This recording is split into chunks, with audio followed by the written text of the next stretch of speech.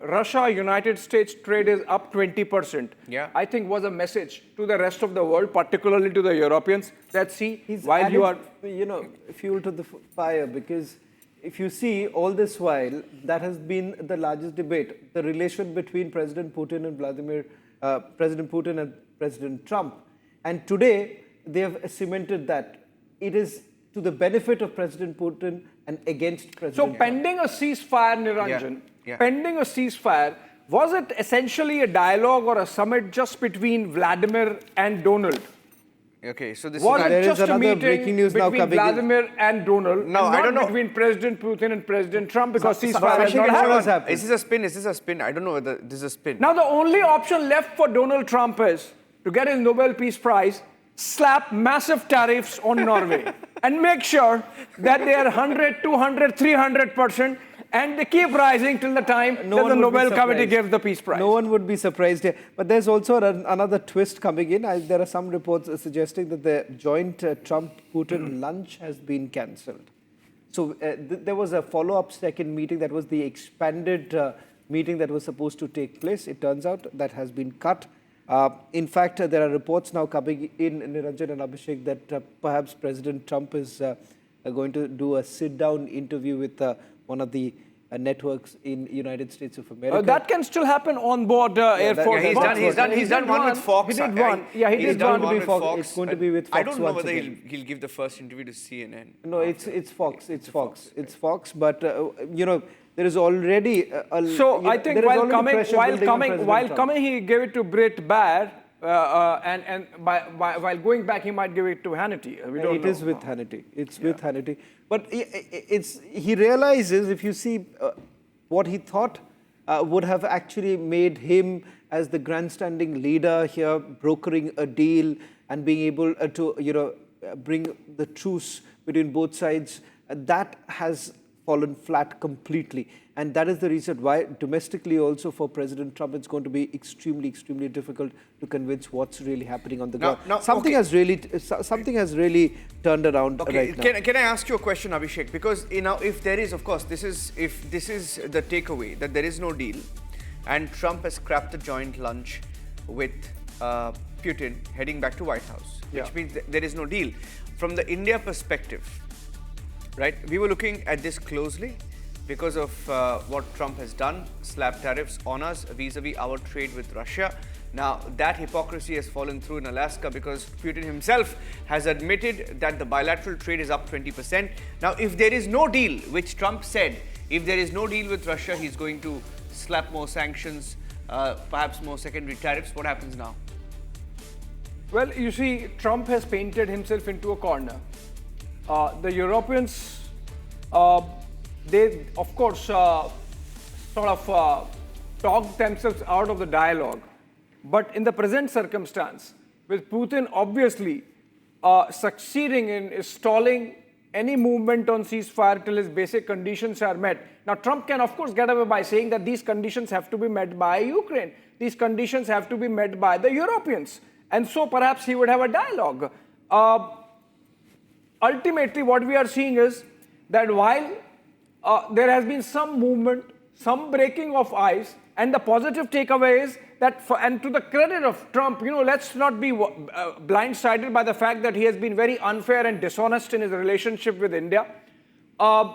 He has made some very genuine effort at breaking the deadlock insofar as the Ukraine war is concerned. And so obviously, you will have to give credit to Trump that he has created, by way of these optics from Anchorage, Alaska, momentum for taking some tough call on ending the Ukraine war. He has created a constituency and strengthened the constituency for ending of war in Ukraine and in Europe. And obviously, people would get around it in some manner. Europe would consider the options that would have come out or would come out of this long 3-hour conversation that has taken place between the two sides. President Trump has said in that press conference that he would be talking now to the European leaders. Remember, even before coming, he had a video call in which he spoke to the Prime Minister of United Kingdom, the President of France, the leadership of NATO, jointly along with Zelensky. He now says that he will have a call with Zelensky, and then, of course, he will speak to the European leaders. So, obviously, a consultative process has kicks in now. But the fact of the matter is, and let's be fair, Niranjan. Yeah. For all the effort that Donald Trump has made, even at the risk of painting himself into a corner, even risking, getting played by Putin, he has at least done this and opened a window. Now, it's for the Europeans, obviously, and Zelensky to not play recalcitrant. And it's not India which has been recalcitrant. It is Europe and Zelensky which have been recalcitrant vis-a-vis Donald Trump for them to take it forward. He could have pushed this far and no further, while the push and the shove and the dialogue would continue. The fact of the matter is that the most important takeout of that press conference was, or that entire exercise that has just ended, was that Putin has come out of a travel isolation that he was facing. He has made a statement, and in diplomacy optics count. He has made a statement by getting that fly past B-2 bomber fly past salute. He's made a statement by standing next to the American president and telling the world that while the Europeans are making a lot of fuss about it, the fact of the matter is that trade is up between United States and Russia. And so I think Putin has come out winner. And that's what we were discussing, Shravan, right? That even before the summit began, Putin had already won. And now, of course, he has cemented that victory. In round one, of course, there would be a couple of more rounds. As it turns out, these are pictures from inside the backstage, so to say, where Trump and Putin are having a dialogue. Okay, we'll have to go back. I think there's some. Okay, these are pictures, maybe of the planes, of a shot of the runway. We had a shot of them being backstage. But essentially, he gets time to go ahead with those advancements. They've made rapid advancements in the last 1 week, isn't it, Shravan? In Ukraine, rapid advancements. He gets time to perhaps consolidate on those advancements made. Instead of getting hit by sanctions, further sanctions, which was a likelihood, it appears instead what he has ended up doing is get business interest from America. And he got the stage to actually say what the entire world has been debating. Even American data shows that trade with Russia is up, especially on elements of uranium, palladium, etc., rare earth minerals. That trade is up almost 20 to 23%, which is what was reported in the last few weeks. And Putin just confirmed that. He showed them the mirror on stage. Shravan. Well, in fact, for President Putin, who has acknowledged the fact that the relationship between both the countries had sunk to a new low after the Cold War. And this, for him, it's a big win because he's been able to renew it.